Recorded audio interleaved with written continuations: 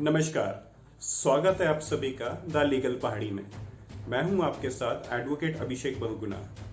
इस वक्त की अहम खबरों के साथ बुलेटिन की शुरुआत करेंगे।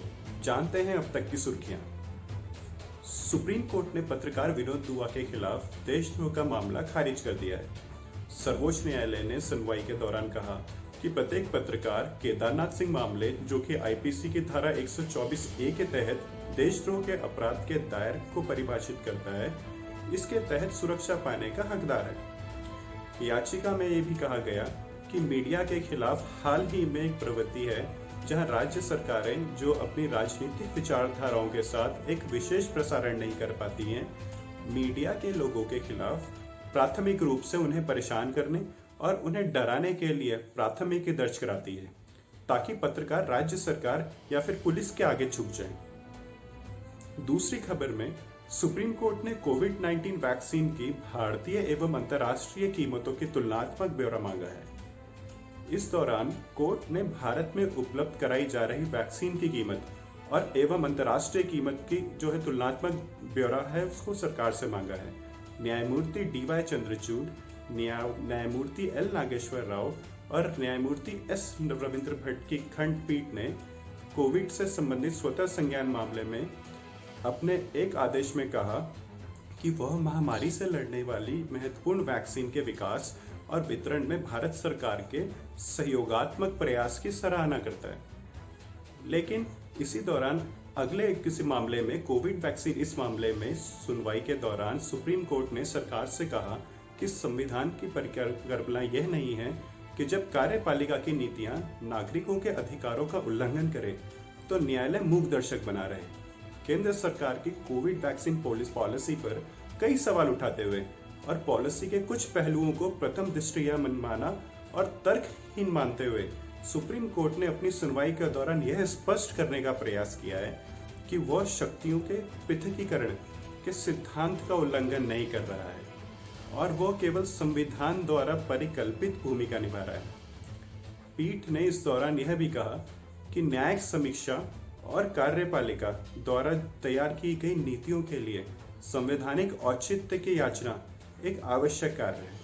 इसे अदालत को सौंपा गया है। दूसरी खबर में यूथ बार एसोसिएशन ने गंगा में तैरते हुए शवों को हटाने और किसी भी नदी में शवों को फेंकने से रोकने के लिए सुप्रीम कोर्ट में एक याचिका डाली है।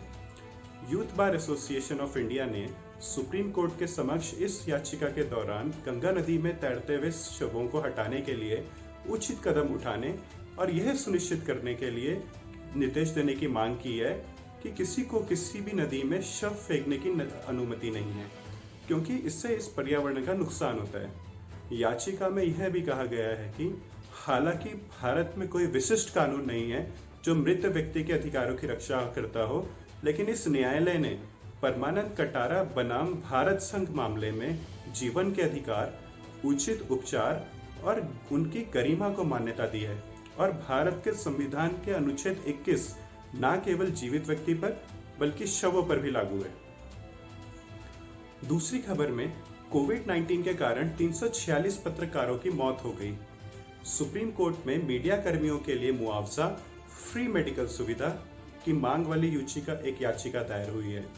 सुप्रीम कोर्ट के समक्ष कोविड-19 के स्वतः संज्ञान मामले में एक हस्तक्षेप आवेदन दायर किया गया है, जिसमें महामारी के दौरान पत्रकारों और मीडिया कर्मियों की स्थिति पर प्रकाश डाला गया है और पत्रकारों और उनके परिवारों को उचित पर्याप्त कोविड-19 उपचार सुनिश्चित करने के निर्देश की मांग की। आवेदन में यह कहा गया है कि जो डेटा एकत्र किया गया है उसके मुताबिक अप्रैल 2020 के अब तक 346 पत्रकारों की मौत हुई है।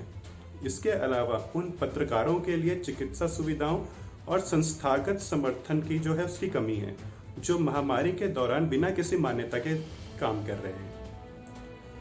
इसी दौरान केंद्र सरकार ने महामारी के मद्देनजर इस साल CBSE कक्षा 12वीं की परीक्षा को रद्द करने का फैसला लिया है। कोविड मामले में आई अनिश्चित बढ़ोतरी और इस महामारी के संबंध में प्राप्त विभिन्न प्रतिक्रियाओं को देखते हुए केंद्र सरकार ने यह निर्णय लिया है कि केंद्रीय माध्यमिक शिक्षा बोर्ड CBSE की 12वीं कक्षा की बोर्ड परीक्षाएं इस वर्ष आयोजित नहीं की जाएंगी। यह भी निर्णय लिया गया है कि केंद्रीय माध्यमिक शिक्षा बोर्ड CBSE 12वीं कक्षा के छात्रों के परिणामों को अच्छी तरीके से परिभाषित उद्देश्य मानदंडों के अनुसार समयबद्ध तरीके से ही संकलित करने के कदम उठाएं। भारत के प्रधानमंत्री नरेंद्र मोदी जी ने कहा कि कक्षा 12वीं CBSE परीक्षा पर निर्णय जो है वो छात्रों के हित में लिया गया है। उन्होंने यह भी कहा गया कि कोविड-19 ने शैक्षणिक कैलेंडर को प्रभावित किया है और बोर्ड परीक्षाओं का मुद्दा छात्रों, अभिभावकों और शिक्षकों के बीच अत्यधिक चिंता पैदा कर रहा है। इस चीज से समाप्त किया जाना चाहिए। वहीं दूसरी तरफ सर्वोच्च न्यायालय द्वारा महामारी के दौरान बच्चों की सुरक्षा के मुद्दे पर एक स्वतः संज्ञान मामले पर विचार के दौरान राष्ट्रीय बाल अधिकार संरक्षण आयोग ने सुप्रीम कोर्ट में बताया कि कोविड-19 महामारी ने 1742 बच्चों को अनाथ कर दिया है। वहीं 7464 बच्चों ने महामारी के दौरान माता पिता में से किसी एक को खो दिया है। NCPCR ने कोर्ट में यह भी बताया कि कोविड-19 के कारण देखभाल और सुरक्षा की जो जरूरत वाले बच्चों की संख्या 9346 है। इनमें 146 पर्याप्त बच्चे भी शामिल हैं।